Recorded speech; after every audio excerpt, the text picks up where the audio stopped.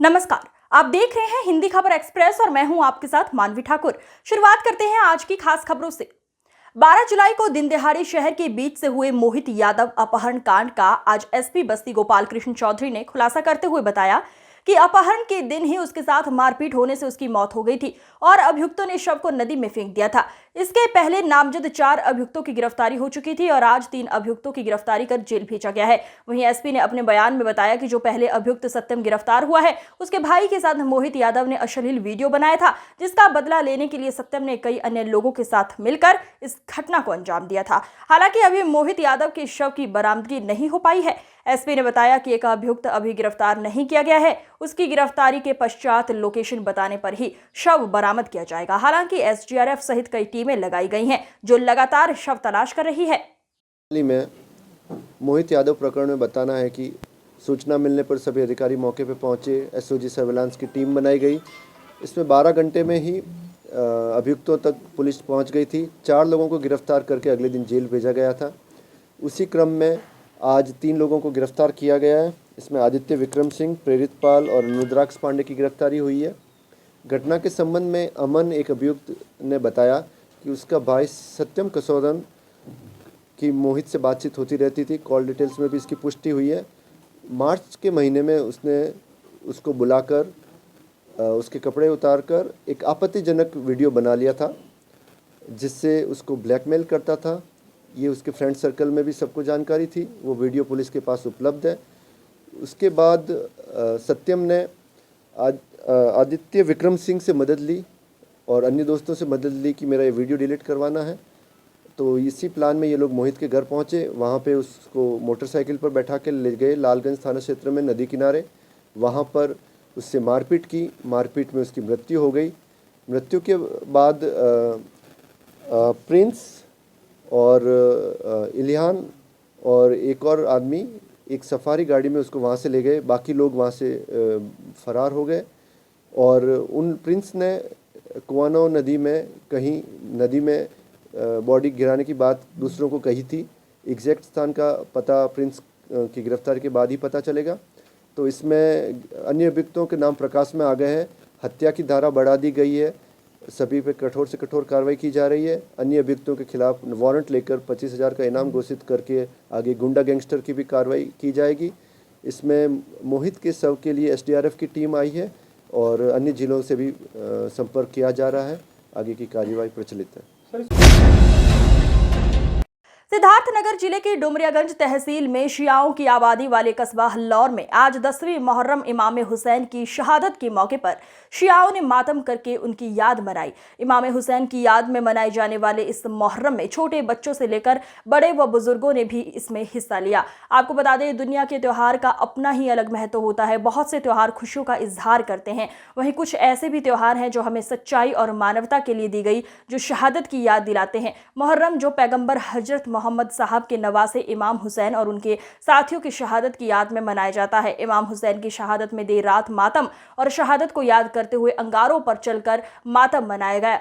इस मातम के आयोजन में हिंदू, मुस्लिम व बच्चों से लेकर बुजुर्ग तक शामिल रहे। इस मौके पर डीएम राजा गणपति आर और एसपी प्राची सिंह सहित भारी संख्या में पुलिस सुरक्षा में मौजूद रहीं।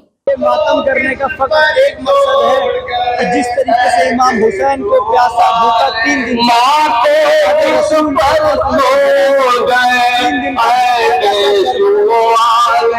गम को जिंदा रखने के लिए रंगीन गली करते हैं। हम हाथ का मातम करते हैं, हम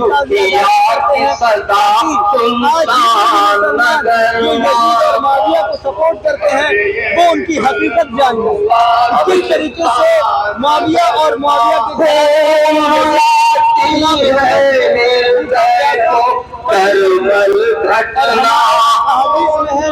जब इमाम हुसैन को कत्ल कर दिया गया तो वहाँ पे जब रावी पहुंचा तो वो कहता है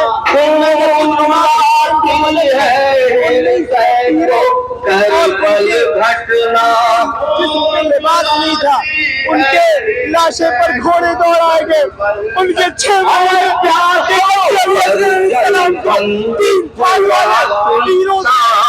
जानवरों का शिकार किया जाता था, उससे शहीद कर दिया गया। उनके भाई अब्बास को, जिसने जिंदगी भर इमाम हुसैन को भाई नहीं कहा, दोनों हाथों को काट दिया गया।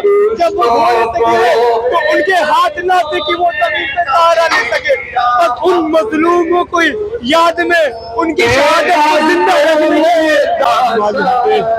यौम आशूरा मना रहे हैं। आज ही की वो तारीख थी जब सरजमीन करबला पे मेरे मजलूम हुसैन, मेरे प्यासे हुसैन को 3 रोज का भूखा प्यासा बेजुर्म खता यजीद लानतुल्लाह ने शहीद कर दिया था। जो हमारे रसूल जिन्होंने दीन इस्लाम को बचाने के लिए, जिन्होंने इंसानियत को बचाने के लिए अपने पूरे परिवार को मैदान करबला में शहीद कर दिया। हम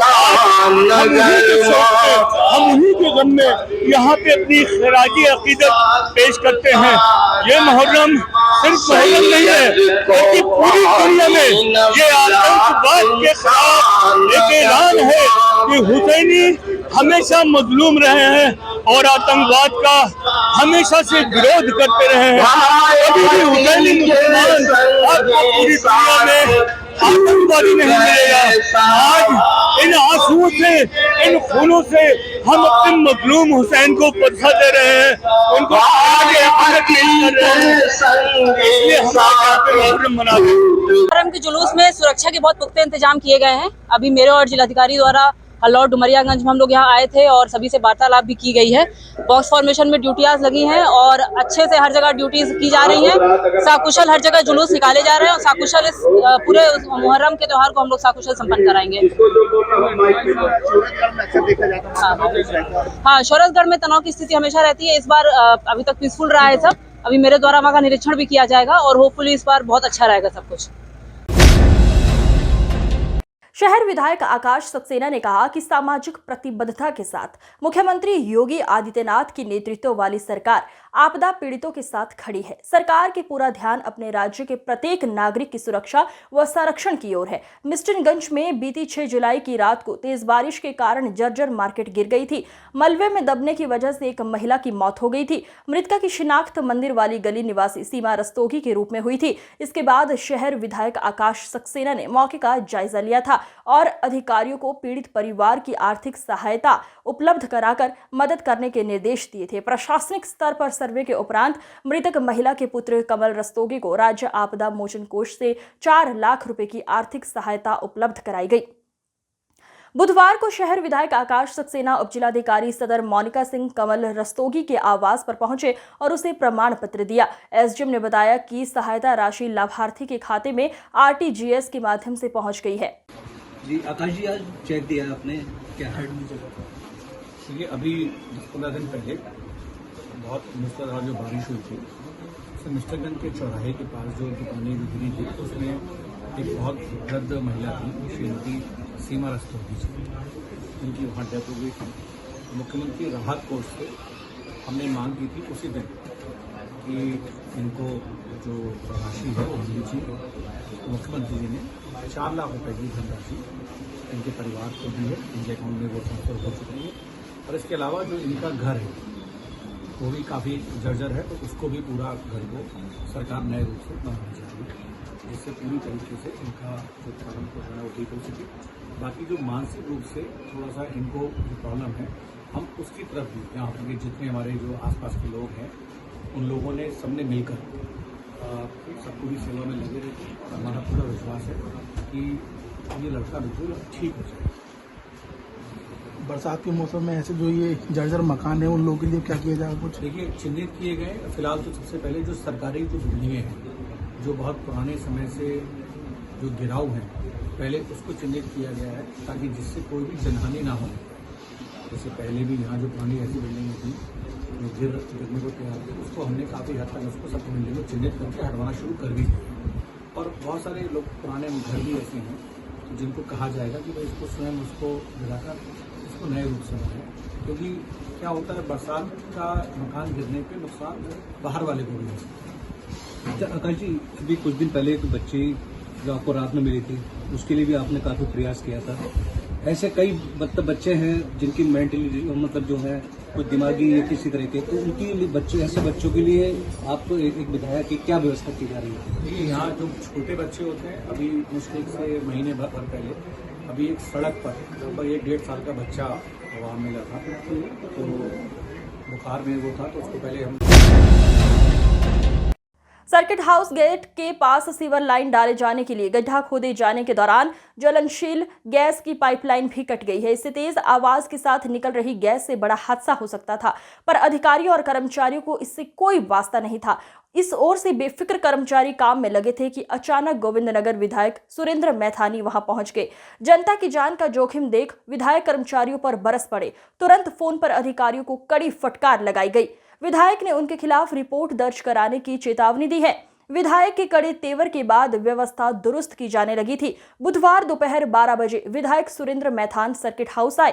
गेट के सामने गड्ढा देख वहीं रुक गए। ये देखकर हैरान रह गए कि पाइपलाइन से तेज आवाज के साथ ज्वलनशील गैस निकल रही थी और कर्मचारी इस ओर से कतई लापरवाह थे। विधायक को पता चला कि पीडब्ल्यूडी के जेईई के निर्देशन में सीवर पाइपलाइन डाली जा रही है। यहाँ खुलेआम जनता की जान के साथ खिलवाड़ हो रहा था। विधायक ने फायर ब्रिगेड और पुलिस के अधिकारियों से भी बात करके मौके पर सुरक्षा व्यवस्था कराने की हिदायत दी। साथ ही कहा कि ऐसी व्यवस्था की जाए इस स्थान से जनता दूर रहे। ये सुरेंद्र मैथानी बोल रहा हूँ, विधायक गोविंदनगर से। एक तो आपके ये लोग कौन लोग हैं ये जो यहाँ पे सर्किट हाउस से इन्होंने सर्किट हाउस के गेट के बाहर खुदाई कर दी और गैस की पाइपलाइन को काट दिया। ये कौन लोग हैं जो इनको पता ना कराइए, इनको सालों को ठीक करिए, नहीं तो हम लोग यहाँ इसी गड्ढे में इनको बैठाल दें। ये साले पागल हो गए हैं। इनको बोलिए कि ये गैस की पाइपलाइन अगर जल जाएगी, पब्लिक कितनी यहाँ जल के झुलस जाएगी, मर जाएगी, कौन जिम्मेदार होगा?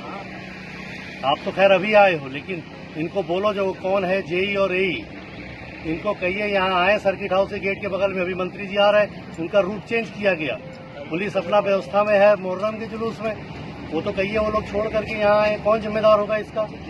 इनको बोलिए ठीक करिए, नहीं गड्ढे में ही सालों को बैठाल दे, फिर इनको सालों को ठीक कर दे। फिर आप इनको करा के इसको अर्जेंट कराइए और इसकी पूरी मैपिंग जो ये बना रहे हैं, ये अपना सीवर लाइन डाल रहे हैं, इसकी मैपिंग भी पूरी दें उसको, कैंटोनमेंट को और पुलिस को भी दें। ठीक है, थोड़ा सख्ती करके और मुझको बताइए क्या हुआ इसमें, क्या हो गया सर्किट हाउस।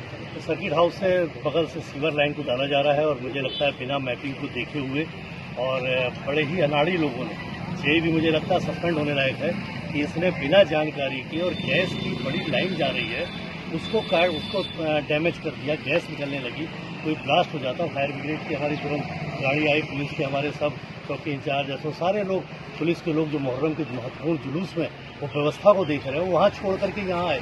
और अगर यहाँ पर कोई हादसा हो जाता तो ये सारे लोग जो आसपास बस्ती, ये लोग यहाँ के कर्मचारी रह रहे हैं, यहाँ पर आसपास लोग रह रहे हैं, इनकी जान सांसत में आ जाती। मैंने अभी चीफ को बोला है पीडब्ल्यूडी की इस पर कार्रवाई करें और इसकी मैपिंग पूरी करा करके इसकी सीवर की भी मैपिंग को कैंटोनमेंट बोर्ड में दें, पुलिस को भी दें। और जो इसकी पाइपलाइन जा रही है जो गैस की, तो खैर इनके सारे लोग यहाँ पर आ गए हैं। पुलिस बहुत एक्टिव हो गई और समय पर पुलिस ने एक्टिव होकर के बड़े हादसे को टाला है। फायर ब्रिगेड ने भी आकर के और पहले ही कोई अनहोनी घटना ना हो उसको लेकर के एहतियात बरती है। इसके लिए मैं अपने पुलिस प्रशासन को बधाई देता हूँ। लेकिन जनता की जान से खिलवाड़ किसी को भी किसी भी कीमत पर नहीं करने दी जाएगी। अभी पीडब्ल्यूडी के चीफ इस पर सारी इंक्वायरी करके उसको इसकी रिपोर्टिंग करेंगे। किस चीज़ की गैस है ये जो गैस पाइपलाइन की जो जा रही है, जो घरों में गैस जा रही है, वो तो ज्वलनशील गैस है, तो तुरंत आग पकड़ जाएगी। तो इसको लेकर के अभी जो भी इसकी परिस्थितियाँ बनेगी, इस पर जो दोषी है उसके खिलाफ कार्रवाई होगी, चाहे वो ठेकेदार कंपनी हो, चाहे वो जेई हो, चाहे एई हो, चाहे पीडब्ल्यूडी का अधिकारी हो।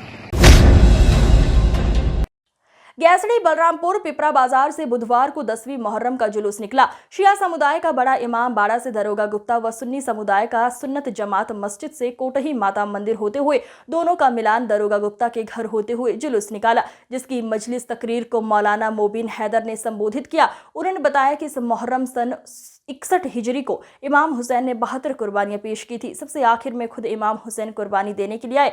जब वे खेमे से मैदान के लिए निकले थे तो उनकी जुदाई पर खेमे में मौजूद महिलाओं और बच्चों में कोहराम मच गया। उन्होंने सबको सांत्वना दिया और मैदान करबला में 3 दिन की भूख प्यास में वो जंग किया कि यजीदी फौज रहम की भीख मांगने लगी। इस पर इमाम हुसैन ने तलवार रख लिया तो यजीदियों ने उन पर हमला बोल दिया। तलवार, नेजा, पत्थर और तीर की उन पर बारिश की। अंत में खंजर से गला काट कर उन्हें शहीद किया। इसी की याद में शिया सुन्नी समुदाय के लोगों ने नौहा मातम किया। जुलूस शिया समुदाय बड़े इमाम बाड़े से दरोगा गुप्ता के घर से होते हुए पिपरा पीपल तिराहे पर पहुंचे और वहीं सुन्नी समुदाय के सुन्नत जमात मस्जिद से कोटही माता मंदिर से होते हुए शिया समुदाय के जुलूस में शामिल हुए।